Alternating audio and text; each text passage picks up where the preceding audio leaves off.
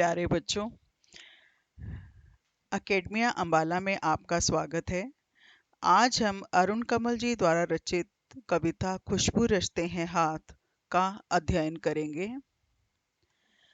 सबसे पहले अरुण कमल जी का जीवन परिचय। अरुण कमल जी का जन्म बिहार के रोहतास जिले के नासरीगंज में 15 फरवरी 1954 को हुआ। ये इन दिनों पटना विश्वविद्यालय में प्राध्यापक हैं। इन्हें अपनी कविताओं के लिए साहित्य अकादमी सहित कई अन्य पुरस्कारों से भी सम्मानित किया गया। इन्होंने कविता लेखन के अलावा कई पुस्तकों व रचनाओं का अनुवाद भी किया है। अरुण कमल जी की कविताओं में बोलचाल की भाषा व खड़ी बोली के लय छंदों का समावेश है। इनकी कविताओं में जीवन के विविध क्षेत्रों का वर्णन है। ये बड़ी कुशलता और सहजता से जीवन प्रसंगों को कविता में रूपांतरित कर देते हैं। आइए आगे बढ़ते हैं। पाठ प्रवेश। अरुण कमल जी द्वारा रचित कविता खुशबू रचते हैं हाथ सामाजिक विषमताओं को बेनकाब करती है। यह किसकी और कैसी कारस्तानी है कि जो वर्ग समाज में सौंदर्य की सृष्टि कर रहा है और उसे खुशहाल बना रहा है, वही वर्ग अभाव में गंदगी में जीवन बसर कर रहा है। लोगों के जीवन में सुगंध बिखेरने वाले हाथ भयावह स्थितियों में अपना जीवन बिताने पर मजबूर हैं। क्या विडंबना है कि खुशबू रचने वाले ये हाथ दूर दराज के सबसे गंदे और बदबूदार इलाकों में जीवन बिता रहे हैं। स्वस्थ समाज के निर्माण में योगदान करने वाले ये लोग इतने उपेक्षित हैं, आखिर कब तक। बढ़ते हैं कविता की ओर। कविता का पहला पद्यांश इस प्रकार है। कई गलियों के बीच, कई नालों के पार, कूड़े करकट के फटते जाते इस टोले के अंदर खुशबू रचते हैं हाथ, खुशबू रचते हैं हाथ। आइए पहले शब्दों के अर्थ जान लेते हैं। कूड़ा करकट, रद्दी अथवा कचरा। टोले, छोटी बस्ती। नाले, गंदे पानी के बहाव के लिए बनाया गया रास्ता।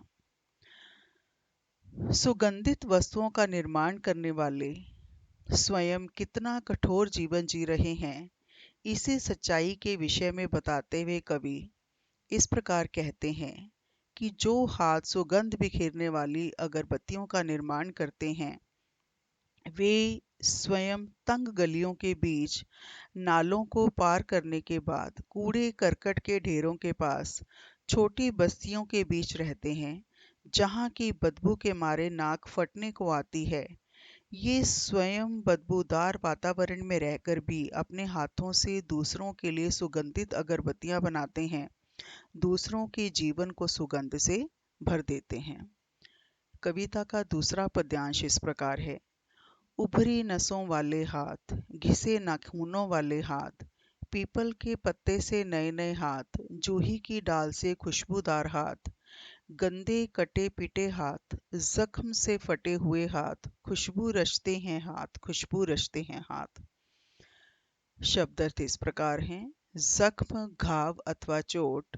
जूही, एक प्रकार का फूल। लोगों के जीवन में सुगंध बिखेरने वाले हर आयु वर्ग के हाथ इस कार्य में अपना योगदान दे रहे हैं।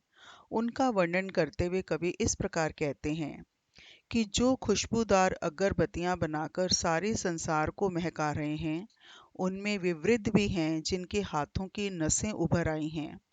कुछ लोगों के हाथों के नाखून काम करते करते घिस चुके हैं।